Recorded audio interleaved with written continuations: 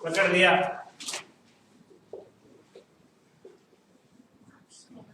Police ने गिरफ्तार कर लिया, उसे आगे पड़ेंगे। गिरफ्तार कर लिया और उसने अपना जुर्म कबूल लिया है। कौन सा जुर्म कबूला? कि प्रयाग या इलाहाबाद नगर पालिका के अंदर वह कर्मचारी था और कर्मचारी रहते हुए उसने 400 रुपए चुंगी के थे, उसको जमा नहीं कर सका और उसकी शर्मिंदगी के कारण घर छोड़ के भाग गया। अब नेक्स्ट आगे बढ़ते हैं। पत्नी ने रुपए जमा करवा दिए थे, लेकिन रमानाथ को उसकी सूचना नहीं मिली थी। तो पुलिस ने उसको क्यों पकड़ा? पुलिस ने उसको संदेह के आधार पर पकड़ा है, उसने खुद ही स्वीकार कर लिया। उनको तो लग रहा है, उसको ऐसे संदेह लग रहा था, विचित्र प्रकार की वेशभूषा बने होने के कारण सिर पे पगड़ी बांध रखी थी। पुलिस वालों 3 पुलिस वालों को देख के वो डरने लगे, इसलिए उनको इस प्रकार का संदेह हो गया। तो संदेह के आधार पर गिरफ्तार कर लिया और रमानाथ ने खुद ने जुर्म स्वीकार कर लिया कि इलाहाबाद नगर पालिका के अंदर कर्मचारी रहते हुए चुंगी के 400 रुपए उसने अदा कर दिया था, कबूल कर दिया था। 300 रुपए तो खुद जमा करवा के आ गया था, 400 रुपए उसकी पत्नी जमा करवा के आ गई। लेकिन घर से भागने के बाद पत्नी से ना तो किसी प्रकार का पत्र व्यवहार हुआ, ना किसी प्रकार की बातचीत हुई, इसलिए उसको अभी तक डर लग रहा है पुलिस उसके पीछे है। लेकिन पुलिस उसको किसी दूसरे आरोप के अंदर फंसाना चाह रही है। अब देखो क्या होता है। रमा के मन में बात बैठ गई, अगर एक बार झूठ बोलकर वो अपने पिछले कर्मों का प्रायश्चित मतलब पश्चाताप कर सके तो भविष्य भी सुधार ले, तो पूछ नहीं क्या, जेल से तो बच जाएगा। इसमें बहुत आगे पीछे की जरूरत ना थी, आगे पीछे होने की किसी प्रकार की जरूरत नहीं थी। आशंका कम क्यों है? किसका? किसने बात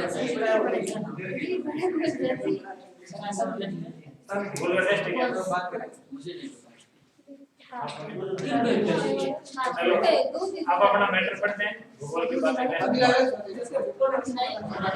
चलो आज का ठीक से हो जाना चाहिए कि उस पर म्युनिसिपैलिटी अभियोग चलाएगी, म्युनिसिपैलिटी नगर पालिका अभियोग चलेगा और उसे कोई अच्छी जगह मिल जाएगी। वो जानता था पुलिस को गर्ज है, वो मेरी कोई वाजिब शर्त अस्वीकार ना करेगी, वाजिब उचित शर्त होगी वो अस्वीकार ना करेगी। इस तरह बोला मानो उसकी आत्मा धर्म और अधर्म के संकट में पड़ी हुई थी। मुझे डर है कि कहीं मेरी गवाही से बेगुनाह लोग न फंस जाए। इसको बेगुनाह लोगों की गवाही दिलवाई जाती है, सरकारी गवाह बनाया जाता है। किसको? रमानाथ। पुलिस पकड़ के ले जाती है संदेह के आधार पे और पुलिस वाले कहते हैं कि सरकारी गवाही बन जा, मैं तुम्हें छोड़ देंगे। उसका मन संजय के अंदर फंसा हुआ है धर्म और अधर्म के ऊपर के सरकारी गवाही दे या ना दे, इसी उदेड़-बुन में लगा हुआ रमानाथ है। देखो दरोगा, इसका मैं आपको इत्मीनान दिलाता हूँ, इत्मीनान विश्वास। रमानाथ देखे कल को म्युनिसिपैलिटी मेरी गर्दन नापे तो मैं किसे पुकारूंगा? गर्दन नापे मेरी गर्दन पकड़ेगी तो मैं किसे पुकारूंगा? दरोगा मजा ले, म्युनिसिपैलिटी चौं कर सके फौजदारी के मुकदमे में मुद्दे जो सरकारी होगी। अब सरकार आपको मुआवजा कर देगी तो मुकदमा कैसे चलाएगी? मुआवजा नहीं माफ करना। रमानाथ मुआवजा दे दिया जाएगा साहब। रमानाथ और नौकरी दरोगा वो सरकार आप इंतजाम करेगी, दरोगा उसको मुफ्त बनाता है कि नौकरी भी देगी और तुम्हें माफ भी करेगी। ऐसे आदमी को सरकार खुद अपने दोस्त बनाए रखना चाहती है। अगर आपकी सादत बढ़िया हुई और उस फरीक की जरूरत के जाल से आप निकल गए तो फिर आप पास हो जाओगे, पारस इस पर से सोना बन जाओगे, पुलिस के लिए आप हथियार बन जाओगे। दरोगा जी ने उसी वक्त वोटर मंगवाए, रमा को साथ लेकर डिप्टी साहब से मिलने चलती। इतनी बड़ी कार बुझाई, दिखाने विलंब क्यों करते? डिप्टी से एकांत में खूब चीट उड़ाई। उस आदमी का यूं तो पता लग गया, उसकी सूरत देखते ही भाग गया कि मफरूर यानी गद्दार, तो पुलिस का चोर है। घर के मुंह नीचे करके बात मत करो, बात करने के पास क्लास में दिया। बस गिरफ्तारी तो कर लिया, बात 16 आने सच निकली। निगाह कहीं चूक सकती थी, हुजूर मुजरिम की आंखें पहचानता हूं। इलाहाबाद के म्युनिसिपैलिटी के रुपए गबन करके भागा है। कौन भागा है? जिंदगी भर गबन नहीं किया, इसलिए इस उपन्यास का नाम भी क्या पड़ रहा है? गबन।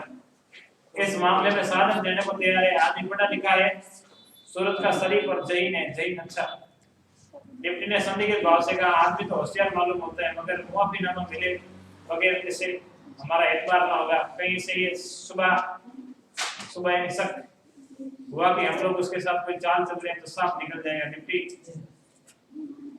ये तो होगा ही, गवर्नमेंट ने इसके बारे में बातचीत करना होगा।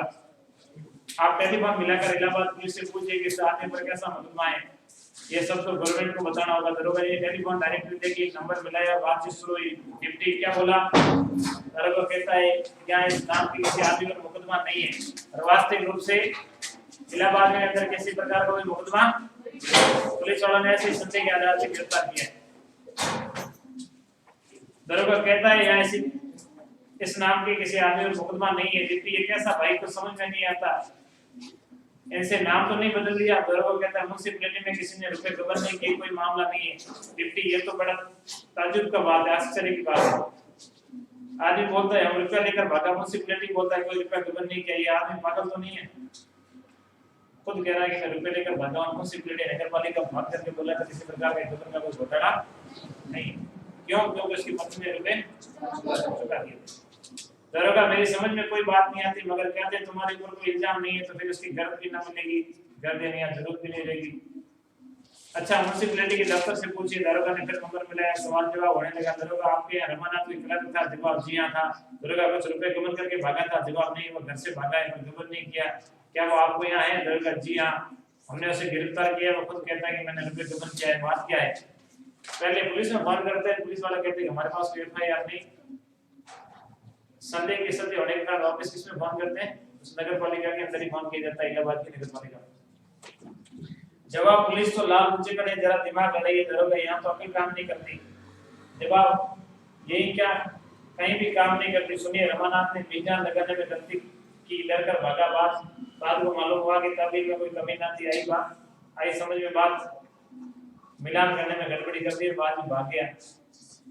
डिप्टी अब क्या करना होगा? हाँ साहब, चिड़िया हाथ से निकल गई, मौका हाथ से निकल रहा है। चिड़िया रमानाथ के लिए कह रहे कि हाथ से जा रहा है, शिकारी है जो हाथ से जा रहा है।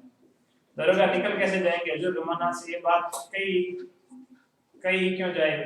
बस उसे किसी ऐसे आदमी से मिलने न दिया जाए, बाहर की खबर पहुंचा सके, घर वालों को इसका पता तब लग जाएगा कि कोई ना कोई जरूर उसकी तलाश में आएगा। किसी को ना आने दे, तारीख में कोई बात न लाई जाए, जबानी इत्मीनान दिला दिया जाए। ये कर लिया, कमिश्नर साहब को माफीनामे के लिए रिपोर्ट की गई, इंस्पेक्टर साहब से भी राय लेनी जाएगी। इधर तो ये लोग सुप्रीटेंडेंट से परामर्श कर रहे थे, सुप्रीटेंडेंट कमिश्नर को कहते हैं।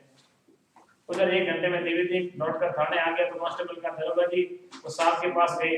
देवी जी ने घबरा कर कहा तो बाबूजी को रास्ते में डाल दिया। कांस्टेबल नहीं, उन्हें भी साफ नहीं। देवी जी ने सिर पेश कर कहा पुलिस वालों की बात का कोई भरोसा नहीं।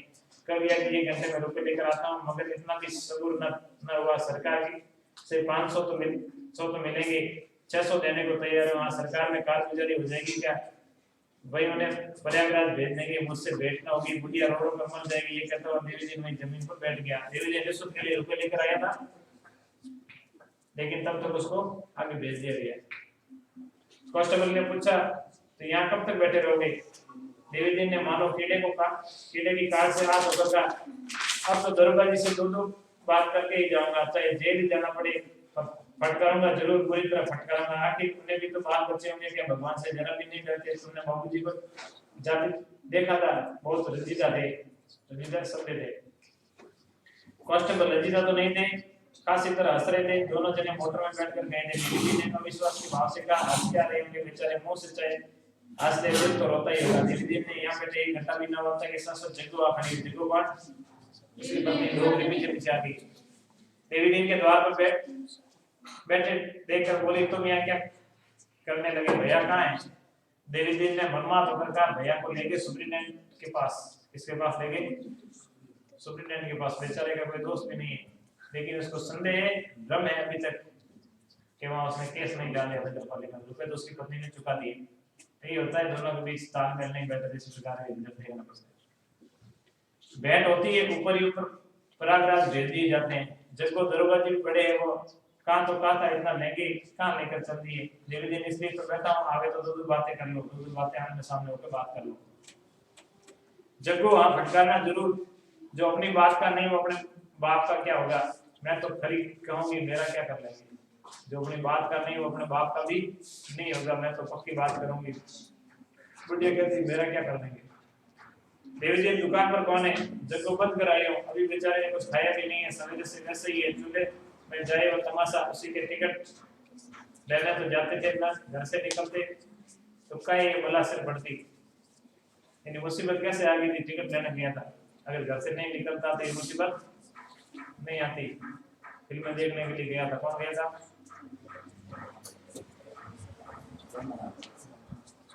ऐसा कौन कह रही है? देखो कह रही देवी जी जो इधर से प्रयाग भेज दिया गया हो, ये आप लिखते क्या हो दिन पर? लड़कियां क्या लिख रही है? कदाई नहीं, आज फोटो कर रही। देवी जी जो इधर से प्रयाग भेज दिया तो जगह तो चिट्ठी तो जावेगी, चलकर वहीं देख आवेंगे। देवी जी सजा हो जाएगी, जगह रुपए जमा कर देंगे, तब काय को होगी सरकार अपने रुपए तो देगी। देवी जी नहीं पगली, ऐसा नहीं होता, चार माल लुटा दे तो वो थोड़े दिया जाएगा, चोर माल लुटा दे तो वापस थोड़े दिया जाता है। जगह ने परिस्थिति की कठोरता अनुभव करके कहा दरोगा जी, वो अभी बात भी पूरी न करके पाई थी कि दरोगा जी की मोटर सामने आ गई, इंस्पेक्टर साहब भी थे, रमाई दोनों को देखते ही मोटर से उतर कर आया, कृष्ण मुख से बोला, तुम यहाँ देर से बैठे हो क्या दादा, आओ कमरे में चलो। अम्मा तुम कब आई? दरोगा जी ने विनोद करके कहा चौधरी 2.5 रुपए। देवी जी जब कहा गया था तो मैं थोड़ी देर में आता हूँ, तो आपको मेरी राह देख लेनी चाहिए थी, चलिए अपने रुपए लीजिए। दरोगा खोद कर निकाले होंगे। देवी जी ने आपके अकलबाज से 1500 भी ऊपर ही निकल सकते हैं, जमीन खोदने की जरूरत नहीं पड़ी, चलो भैया बुढ़िया कब से खड़ी है, मैं रुपए चुका कर आता हूँ। तो इंस्पेक्टर साहब थे ना, पहले इसी थाने में थे, यानी पुलिस की रिश्वतखोरी के ऊपर ये कह रहा है भ्रष्टाचार। पुलिस दोनों ओर से पैसे लूटती है, दोनों ओर से क्या करती है? पैसे लूटते हैं। निर्दोष आदमी तो इसको जेल में डाल के पैसे लूटने का काम कर रही है। दरोगा तो भाई अपने रुपए ले जाकर उसी हड्डी में रख दे। अफसरों की सलाह हुई कि उन्हें छोड़ना नहीं चाहिए, मेरे बस की बात नहीं है। इंस्पेक्टर साहब तो पहले ही दफ्तर में चले गए थे, ये तीनों आदमी बातें करके उसके बगल वाले कमरे में गए। देवी जी ने दरोगा की बात सुनी तो उसकी भौहें तिरछी होगी, बोले दरोगा जी मर्दों की बात होती है, मैं तो यही जानता हूँ, यानी पुरुषों की बात होती है, मर्द बात से पक्के होते हैं, मैं तो यही जानता हूँ। मैं रुपए आपके हुक्म से लाया हूँ, आपको अपना कॉल पूरा करना पड़ेगा। कहे कि मुकर जाना नीचों का काम है, मुकर जाना मना कर जाना इसका काम है, नीचों का काम है। इतने कठोर शब्द सुनकर दरोगा जी को बनना जाना चाहिए था, पर उन्होंने जरा भी बुरा न माना। हंसते हुए बोले, भाई अब चाहे नीच कहो चाहे दगाबाज कहो, पर हम नहीं छोड़ सकते, ऐसे शिकार रोज मिलते हैं, कॉल के पीछे अपनी तरक्की नहीं छोड़ सकता। दरोगा के हंसने पर देवी जी ने और भी तेज हुआ, तो आपने कहा किस मुंह से था? धमका रहा है किसको? पुलिस वालों को। वही उल्टा देवी जी। दरोगा कहा तो इसी मुंह से था, लेकिन वो मुंह हमेशा एक सा तो नहीं रहता, इसी मुंह से जैसे गाली देता हूँ उसकी उसी मुंह से तारीफ भी करता हूँ। देवी जी ये मुंह से मुड़वा डाली, क्या करते हैं? मुंह से कटवा दो, मुंह की बात कर रहे थे, मुंह से मुड़वा दो, कटवा दो, ये शर्त देते हैं। कहते हैं लोग अगर ये बात नहीं है तो मैंने मुंह से कटवा दो। तो देवी दिन में यहाँ उसको क्या कह रहा है? इंस्पेक्टर कह रहा है अपने मुंह से कटवा दो, दोनों साफ नहीं करोगे, एक मुंह से कटवा दो। दरोगा मुझे बड़ी खुशी से मंजूर है, नियत तो मेरी पहले ही थी, पर शर्म के मारे न मुड़वाता था, अब तुमसे दिल मजबूत कर दिया। पुलिस वाले बेशर्म होते हैं, पहले नहीं करवा था, नियत तो मेरी थी, अब कटवा दूंगा। देवी दिन हंसी मत दरोगा जी, आप हंसते और मेरा खून जला जाता है। देवी दिन कहता है हंसो मत, आप हंस रहे हो, मेरा क्या जल जाता है? खून जल जाता है। कौन बढ़ेगा? कह रहे देवी जी का, ये प्रेमचंद जी कह रहे हैं, मुझे चाहे जेल ही क्यों ना हो जाए, लेकिन मैं कप्तान साहब से जरूर कर दूंगा। हूं तो टके का आदमी, पर आपके अखबार के बड़े अफसरों तक पहुंच है, यहाँ पे पुलिस के बड़े अफसरों तक मेरी क्या है पहुंच है। कौन कहता है ऐसा? देवी दिन कहता है। कौन जल रहा बेचारे छुड़ाना चाहता है, वो और दोनों बुढ़िया, क्योंकि उनके कोई पुत्र उत्तर नहीं था, रमानाथ उसके पुत्र पत्र रहता था उनके अंदर। दरोगा अरे यार, तो क्या सचमुच कप्तान साहब से मेरी शिकायत कर दोगे? देवी दिन से समझा कि धमकी कारगर लेकर बोला, आप जब किसी की नहीं सुनते, बात कहकर मुकर जाते हो, मना कर देना, नाराज हो जाना। दूसरे भी हम अपनी सी करेंगे, मैम साहब तो रोज ही दुकान पर आती है, मैम साहब मैडम के लिए कह रहे कप्तान की मैडम। दरोगा कौन? देवी, अगर तुमने साहब या मैम से मेरी शिकायत की तो कसम खाकर कहता हूँ घर खुलवा कर फोन दूंगा, तुम्हारा घर नष्ट करवा दूंगा, किसी भी तरह के योजना तुम्हारा घर। देवी जी जिस दिन मेरा घर खुदेगा उस दिन ये पगड़ी और चपरास भी न रहेगी। जो दरोगा अच्छा तो मारो हाथ पर हाथ ताली लेकर वादा करो। हमारी तुम्हारी दूर चाहते हो जाए यही सही है। निवेदिन पछताएंगे, सरकार के देता हूँ पछताओगे। रमा अब जब न कर सका, जब तक देवी दिन के बिगड़ने का तमाशा देखने के लिए भीगी बनी खड़ा हुआ था, ककर मार कर बोला, दादा दुर्गा जी तुम्हें चिढ़ा रहे हैं, हम लोगों में ऐसी सलाह हो गई कि मैं बिना कुछ लिए ही छूट जाऊंगा, ऊपर से नौकरी मिल जाएगी, साहब ने पक्का वादा किया है, मुझे अब यहीं रहना होगा। देवी जी ने रास्ता भटके हुए आदमी की बात का, कैसी बात है भैया, क्या कहते हो, पुलिस वालों के चकमा में आ गई, इसमें कोई ना कोई चाल जरूर छिपी होगी, ये जिंदगी के अंदर कभी भी गिरफ्तार हो जाओ, कुछ भी हो जाए तो पुलिस के बहकावे मत आना। ये प्रेमचंद जी कहना चाहते हैं कि पुलिस अपने बेगाम में आकर आपको उल्टा धोखा देती है, कहती है कि इसकी गवाही दे दो, और गवाही में ऐसे बच जाते हैं कि जो मुजरिम है तो वो तो बच जाता है, लेकिन गवाह को जेल जाना पड़ता है। इसलिए पुलिस के बहकावे में आगे किसी प्रकार की झूठी गवाह नहीं देनी चाहिए। जमाना सब किसके बहकावे में आ रहा है, पुलिस के बहकावे में आ रहा है, झूठी गवाही देने के लिए तैयार हो गया। जमाने इत्मीनान के साथ का और कोई बात नहीं, एक मुकदमे में 7 दिन देनी पड़ेगी, 7 दिन कुर्बानी देनी पड़ेगी। देवी जी ने संशय जिससे इलाका का झूठा मुकदमा होगा, जमाना नहीं दादा बिल्कुल सच्चा मामला है, मैंने पहले ही पूछ लिया। देवी जी की शंका में शांत हुई, बोला मैं इस बारे में और कुछ नहीं कर सकता भैया, जरा सोच समझकर काम करना, अगर मेरे रुपए से डरते हो तो ये समझ लो कि देवी जी ने अगर रुपए की परवाह की होती तो आज लखपति होता। वो कहता है देवी जी ने ऐसे रुपए बचा लिए होते तो आज क्या हो जाता, लखपति हो जाता। पैसे की परवाह मैं नहीं करता। इन्हीं हाथों से 100 रुपए रोज कमाए और सबके सब उड़ा दिए, इस मुकदमे में शहादत देनी है। कुछ मालूम हुआ? दरोगा जी रमा को जवाब देने का अवसर न देकर कहा, वह डकैती वाला मामला है जिसमें कई गरीब आदमियों की जान गई थी। डकैती वाला मामला है जिसमें कई गरीब आदमियों की क्या चली गई थी, जान। इन डाकुओं ने सूबे भर में हंगामा मचा रखा था, उनके डर के मारे कोई आदमी गवाही देने पर राजी नहीं होता था। देवी जी ने अपुक्सा के भाव से कहा, अच्छा तो ये मुखबिर बन गई। मुखबिर सरकारी गवाह, सॉरी सूचना देने वाला, सरकार को वैसे अपराध की सूचना देने वाला व्यक्ति होता है, उसे क्या कहा जाता है, मुखबिर की सूचना पर डोकर डोडा पोस्ट बरामद हुआ। आती एक बार में मुखबिर की सूचना पर डोडा पोस्ट बरामद हुआ। सरकारी सूचना देने वाला व्यक्ति होता है पुलिस का गुप्तचर, उसे कहते हैं मुखबिर। और यहाँ पे मुखबिर बताया जा रहा है किसको, रमाना।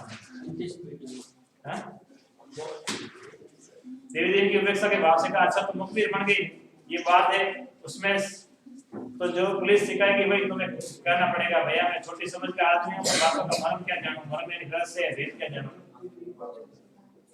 पर मुझसे मुखबिर बनने को कहा जाता तो मैं न बनता, चाहे लाख रुपए देता। बाहर के आदमी को क्या मालूम कौन अपराधी है कौन बेकसूर है, ये सबसे ज्यादा अपराधी कौन है, बिना अपराधी बेकसूर कौन है इसका पता नहीं। 2-4 अपराधियों के साथ 2-4 बेकसूर भी जरूरी होंगे, दारोगा हरगिज नहीं। जितने आदमी पकड़े गए सब डाकू है। देवी जी ये तो आप कहते हैं ना, हमें क्या मालूम। यानी पुलिस भी जब किसी अपराधी को पकड़ती है तो उसकी गवाह जरूरी है कि डाकू है, चोर है, लुटेरा है या नहीं है। यहाँ चोरों के, लुटेरों के, डाकुओं की गवाही कौन दे रहा है, जमानत दे रहा है। दरोगा हम लोग बेगुनाहों को फंसाएंगे क्यों, ये तो सोचो देवी जी। ये सब भुगते बैठा हूँ दरोगा जी, इससे तो ये अच्छा है कि आप इनका चालान कर दें, 1-2 साल जेल ही तो होगा। एक अधर्म के दंड से बचने के लिए बेगुनाह को खून तो सिर में चलेगा। रमा की भीरुता ने कहा, भीरुता कमजोरी पर। मैंने खूब सोचा है कि दादा सब कागज देख लिए हैं, इसमें कोई बेगुनाह नहीं है, बिना झूठे कह रहा है। देवी जी ने उदास होकर कहा, होगा भाई, जान भी तो प्यारी होती है।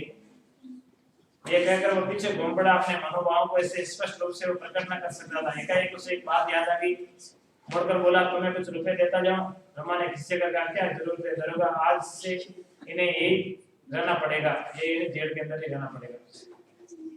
देवी जी ने कर्कश स्वर में कहा, हाँ हजूर इतना जानता हूँ, इनकी दावत होगी, बंगला रहने को मिलेगा, नौकर मिलेंगे, मोटर मिलेगी, ये सब जानता हूँ। कोई बाहर का आदमी इनसे न मिल पाएगा, नहीं अकेले कहीं आ जा सकेंगे, ये सब देख चुका हूँ। ये कहता हुआ देवी जी तेजी से कदम उठाता हुआ चल दिया, मानो वो उसका दम घुट रहा हो। दरोगा उसे पुकार कर उसने फिर करना देखा, उसके मुख पर पराभूत भावना छिपी हुई थी, पराभूत पराजय की भावना। जग्गू ने पूछा, भैया नहीं आ रहे? जग्गू कौन? बुढ़िया बार इंतजार कर रही थी, उसने पूछा भैया नहीं आ रहे? देवी जी ने सड़क की ओर ताकते हुए, भैया कब ना आएंगे, जब अपने ना हो तो देखा नहीं, तो देखा नहीं पराई तो पराई है। वो चला गया। बुढ़िया भी पीछे पीछे भुनभुनाती चली, पीछे पीछे कुछ बोलती हुई वहां से रवाना हो गई। रुदन में कितना उल्लास, कितनी शांति, कितना बल है। मैं कभी एकांत में बैठकर किसी की स्मृति में किसी के वियोग में सशक्त कर बिलक बिलक कर रोया और जीवन के ऐसे सुख से वंचित इस पर सैकड़ों हंसियां निशावर है। उस मीठी वेदना का आनंद आनंद होने से पूछो, वेदना दुखना बिछुड़ना दुख का कारण पूछ रहा है। जिन्होंने ये सौभाग्य प्राप्त किया, हंसी के बाद मन खिन्न हो जाता है, आत्मा शुद्ध हो जाती है, मानो हम थक गए, पराभूत हो गए। रुदन के पश्चात एक नवीन स्फूर्ति, एक नवीन जीवन, एक नवीन उत्साह का अनुभव होता है। जालपा के पास प्रजामित्र कार्यालय का पत्र पहुंचा तो उसे पढ़कर वो रो पड़ी। पत्र एक हाथ में लिए दूसरे हाथ में चौखट पकड़े वो खूब रोई। क्या सोचकर रोई, ये कौन कह सकता है, कौन रो रही है? जालपा रो रही है। कदाचित अपने उपाय की इस आशा पे सफलता से उसकी आत्मा को वीर कर दिया, आनंद की उस गहराई पर पहुंचा दिया जहाँ पानी है या ऊंचाई पर जहाँ शुद्धता हम बन जाती है। आज 6 महीने के बाद सुखद समाज मिला, रमानाथ को संदेश मिला, उसको सुखद समाज कह रही है अपने नायक का। इतने दिनों में चल चली आशा और कठोर दुराशा का खिलौना बनी रही। कितनी बार उसके मन में तरंग उठी, इस जीवन का क्यों ना अंत कर दूं।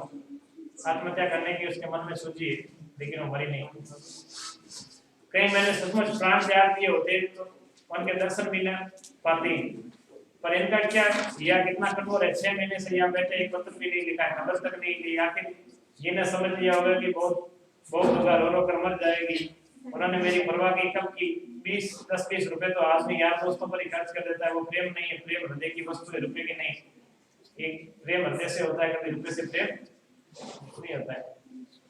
जब तक रमा का कुछ पता न था, जालपा सदा जहाँ अपने सिर पर रखती थी, पर आज उनका पता पाते उनका मन अकस्मात कठोर हो गया। तरह तरह के शिक्के पैदा होने लगे। वहाँ क्या समझ कर बैठे हैं, इसलिए तो वो स्वाधीन है, आजाद है, किसी का दिया नहीं खाते। इसी तरह मैं कहीं बिना के कह सुने जाती हूँ, वो मेरे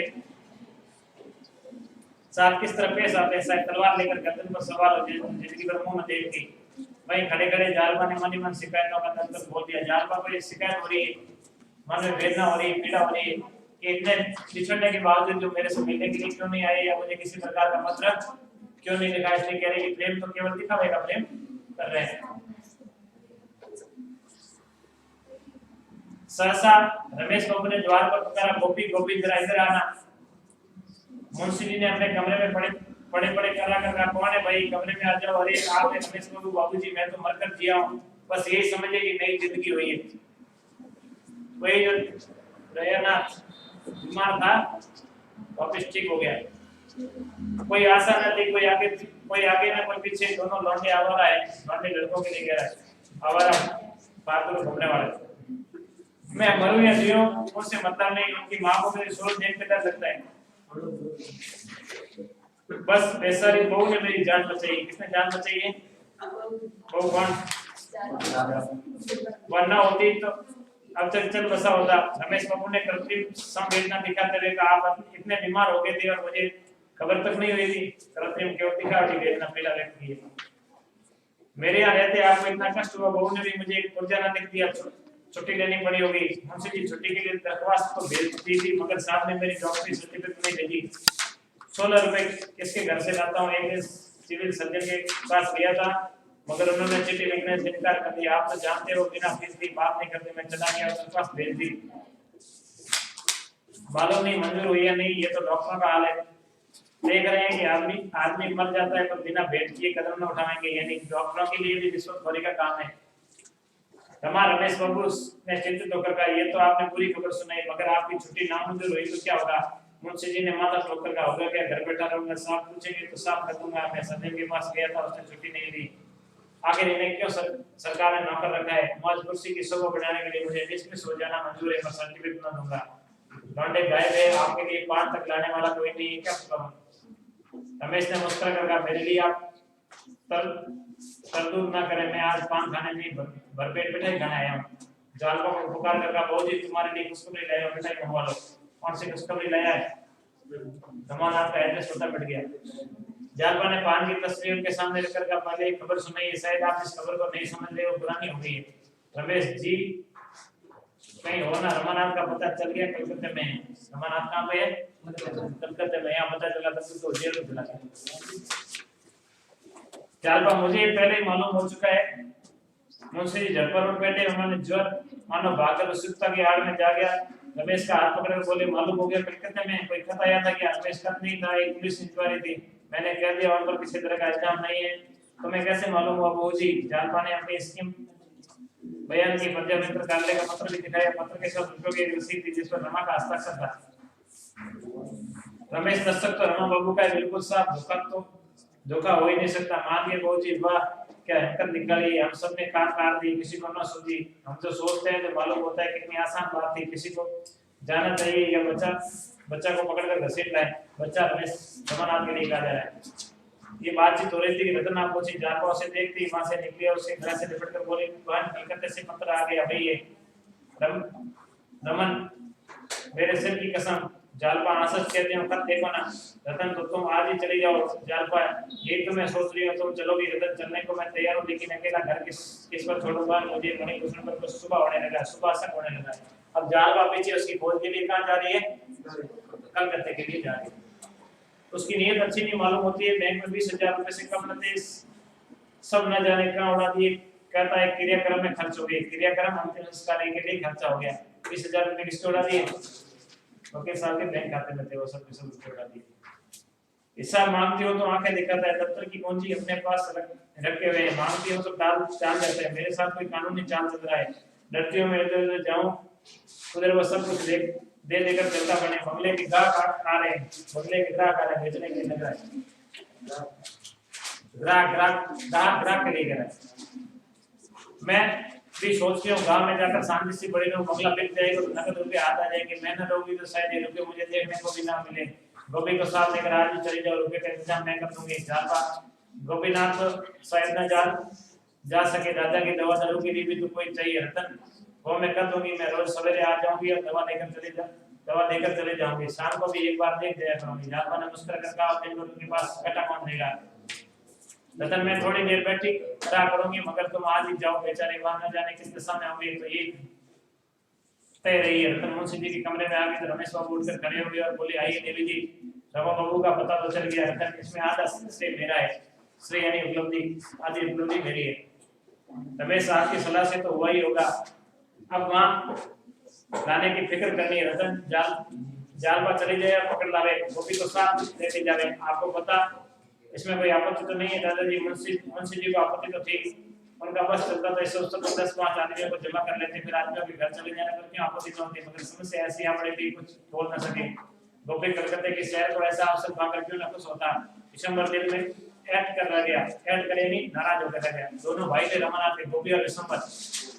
रमानाथ के दोनों भाइयों का क्या नाम था? गोपीनाथ और विशंबरनाथ। दिल में ऐड कर रह गया, नाराज हो गया। गोपीनाथ को कलकत्ते घुमा के लाने मेरे को नहीं ला रहे। गोपी ऐसे कहा के बड़े होशियार है, जहाँ जाते हैं कोई ना कोई चीज खा जाते हैं। आप उससे बड़े इस देवी विधान ने उसे मजबूर कर दिया। रात को 9 बजे जालपा चलने को तैयार हुई, सास ससुर के चरणों पर सिर झुकाकर आशीर्वाद दिया। विशंबर रो रहा था, उसे गले लगाकर प्यार किया और मोटर पर बैठी स्टेशन तक पहुंचाने के लिए आई थी। मोटर चले तो जालपा ने कहा बात कलकत्ता तो बहुत बड़ा शहर हो गया, वहां कैसे पता चलेगा? तो पहले पंजाब मित्र के कार्यालय में जाना, वहां से पता चल जाएगा। गोपी बाबू तो है ही। जालपा ठहरोगी का धर्मशाला में, कहाँ ठहरेगी? नहीं, होटल में ठहर जाना। देखो रुपए की जरूरत पड़े तो मुझे तार देना। पुराने जमाने में संदेश भेजने का एक तरीका तार के माध्यम से भेजा जाता था। कोई ना कोई इंतजाम करके भेजूंगी, बाबूजी आ जाए तो मेरा बड़ा उपकार हो, उपकार यानी भलाई। ये मणिभूषण मुझे तबाह कर देगा। जालपा होटल वाले बदमाश तो न थे, ना होंगे। रतन कोई जरा भी शरारत करे तो ठोकर मारना, सब कुछ पूछना मत, ठोकर मारकर जमा करके बात करना। कमर से एक छुरी निकाल कर उसे अपने पास रख लो, कमर में छुपाए रखना। मैं जब भी कभी बाहर निकलती हूं तो इसे अपने पास रख लेते हैं। इससे दिल बड़ा मजबूत रहता है। जो मर्द किसी स्त्री को छेड़ता है उसे समझ लो पल्ले सिर का कायर और नीच नंपट है। यानी जो किसी को छेड़ता है अगर इसका जवाब मिले तो उसको नीच नंपट माना गया। छुरी से जवाब दे या सैंडल उतार के मुंह पे मारे तो किसी छेड़ने की हिम्मत नहीं होती। कैसी भी इस संसार की वास्तविकता की बात है। किसी को छेड़ने, कोई आपको छेड़ता है, परेशान करता है तो जूता निकाल के मुंह पे मार दो, अगले की हिम्मत नहीं पड़ेगी। तुम्हारी छुरी की चमक और तुम्हारे तेवर देखकर ही उसे रूह फना हो जाएगी, सीधा तुम माकर भागेगा। लेकिन अगर ऐसा मौका आ पड़े जब तुम्हें छुरी से काम लेने के लिए मजबूर हो जाना पड़े तो जरा भी मत झिझकना। प्रेमचंद भागो यहाँ से मतलब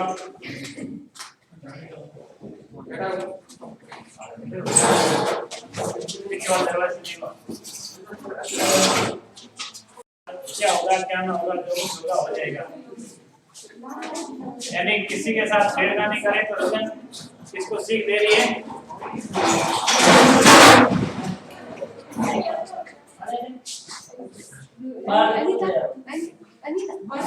तो उसका मुंह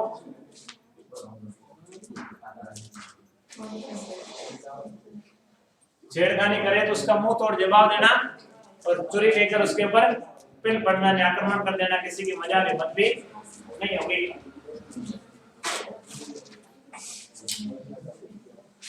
जालपा ने छुरी ले ली पर कुछ बोली नहीं, उसका दिल भारी हो रहा था, बोझे की तरह दिल भारी हो रहा था।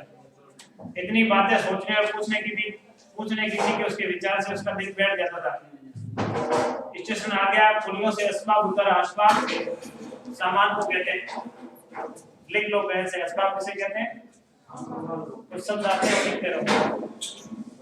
गोपी टिकट लाया, जालपा पत्थर की मूर्ति की बातें प्लेटफॉर्म पर खड़ी रही, मानव चेतना शून्य होगी। किसी बड़ी परीक्षा से पहले हम मौन हो जाते हैं, हमारी सारी शक्तियां उस संग्राम की तैयारी में लग जाती है। रतन ने गोपी से कहा होशियार रहना। गोपी इधर कई महीनों तक कसरत करता था, चलता तो मुंडे और छाती को देखा करता, देखने वालों को ज्यों का त्यों मालूम होता, पर अपनी नजर में वो कुछ और ही हो गया था। बार बार उन्हें बुझाए बटाने के लिए कोशिश करते रहता, चलते वक्त उसको भी डर लग रहा है। शायद उसे आश्चर्य होता था, पर उसे आते देखकर क्यों लोग रास्ते से हट जाते, क्यों उसके लिए दौर से भयभीत नहीं हो जाते।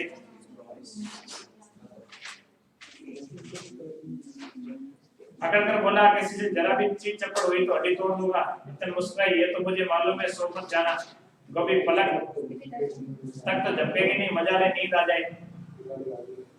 गाड़ी आ गई, गोपी ने एक डिब्बे में घुसकर कब्जा जमाया। जालपों की आंखों में आंसू भरे हुए थे, बोली को नासिर और दो के में लेकर कुशल लौटा हूं। उस समय उसका बिल्कुल मन, कोई आश्चर्य नहीं, कोई सारा नहीं, बिल्कुल लौट रहा था। कोई आशीर्वाद और प्रार्थना के सिवा फल और उसे कौन प्रदान करता है?